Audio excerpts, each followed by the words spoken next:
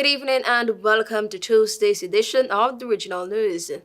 The Caribbean Community CARICOM has expressed its appreciation for Canada's recent announcement of $24.1 million in funding aimed at promoting social action, empowering women, and advancing human rights and security across the Caribbean region, including Haiti. The announcement was made by Canada's Minister of International Development, Ahmed Hussein, who highlighted the importance of this funding in supporting regional priorities. This new allocation follows Hussein's earlier announcement of $38 million in funding for several initiatives discussed at the 48th regular meeting of CARICOM heads of government in February in Barbados. Among the initiatives receiving support are biodiversity governance, gender equality, hurricane recovery efforts, and reproductive education.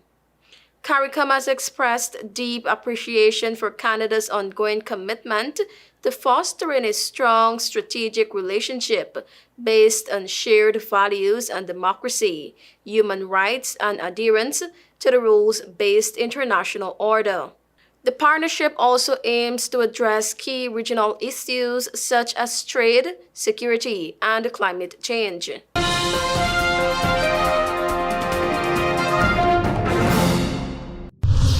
Prime Minister Dr. Keith Rowley has come out in defense of Trinidad and Tobago's sovereignty following the recent threat of U.S. visa restrictions announced by President Donald Trump administration against governments utilizing Cuba's overseas medical missions.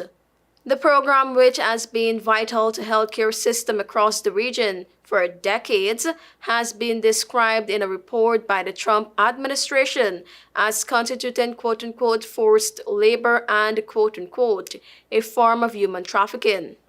However, while delivering the future address at the ceremony to mark the practical completion of the $1.3 billion Port of Spain General Hospital, Rowley took aim at the Trump policy and reaffirmed the country's relations with Cuba. Quote-unquote, "We rely heavily on healthcare specialists whom we have obtained from India, the Philippines, and mainly from Cuba over the decades."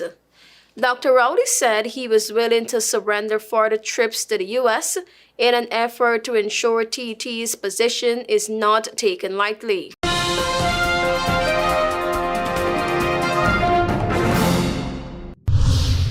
The Organization of American States on Monday elected Surinamese Foreign Minister Albert Ramdin as its new Secretary General through 2030. Taken over from Uruguayan diplomat Luis Almagro and marking the body's first Caribbean leader. Ramdin has served as Suriname's top diplomat since 2020 and was previously the OAS Assistant Secretary General for 2 terms from 2005 through 2015. In a speech to the OAS General Assembly in Washington yesterday, Ramdin urged greater regional unity, dialogue, sustainable development, and action in the face of climate change, which is disproportionately affecting debt-laden Caribbean nations exposed to worsening natural disasters. The diplomat said he would look to deepen cooperation between America's subregions and highlighted that climate crisis has to be properly addressed, not only in development agencies but also in political discourse. His election comes as the United States sends shockwave through the region, with a cascade of tariff announcements, the dismantling of its foreign aid agency, and mass deportations of migrants to third world countries in Latin America. Thank you for watching. I am TIANA.